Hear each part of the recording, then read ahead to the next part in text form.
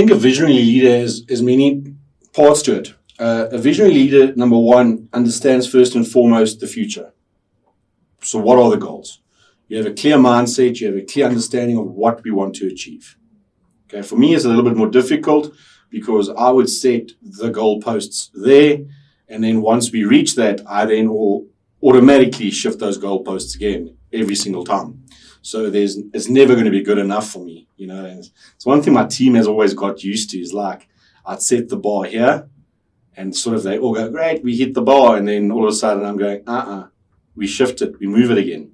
And that's only because I want the best for everyone. You know, I want to drive people to success. But being a visionary leader is about being able to lead people with integrity, being able to actually care about people. You know, it's not about yourself. It's not about what you do or what you achieve.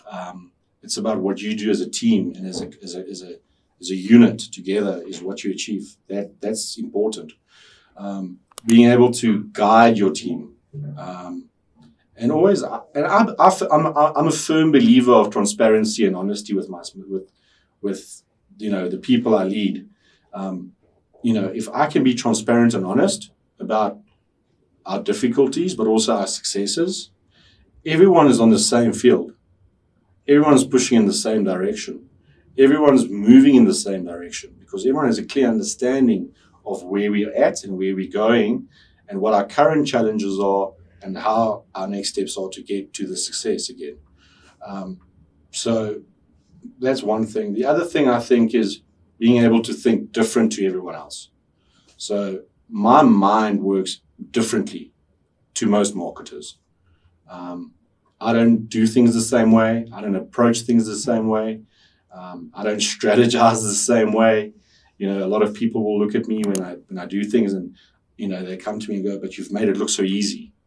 But it's not. It's a different approach, but the approach works, you know, and that has shown over the years, you know, for every campaign we've done, every client we've done stuff for, you know, things work. And it's about, can I also share that and mentor other people to understand and think differently about the way we approach stuff. Because yes, you're going to find hundreds of courses online. You're going to go to university. You're going to be taught marketing. You're going to go to a specialized school for digital, for example. All of them teach the same thing in the same way, which is the old school way of doing it. It's like, do it this way. This is what it is. But that's not me. So I think, quite frankly, that's probably the biggest benefit I have of not having studied marketing, is that I've been able to learn things in my way, make mistakes, but develop a way of doing things that no one else can. And I think that's what causes vision. And, you know, like I said, vision is about being able to think ahead.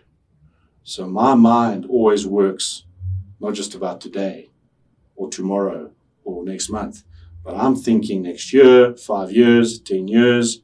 I'm also thinking I have all the staff. So I'm busy sitting thinking of, right, where do I want this staff member to be in 1 year? Where do I want that person to be in 5 years? What do I see that person achieving in 10 years? And this is the sort of thing that goes through my mind constantly, every single day. I observe a lot. A lot of my staff say, look, we don't see you often, but back at the ranch, I observe a hell of a lot. And I see what's going on, and I can see where they're at, and I can see maybe direction changes that might need to happen, and being able to guide and then pivot them in a subtle way. And they might not like it at first, but once it clicks, they understand. And that's where the realization comes in. And that's vision. That's being able to really lead people and be visionary in my opinion.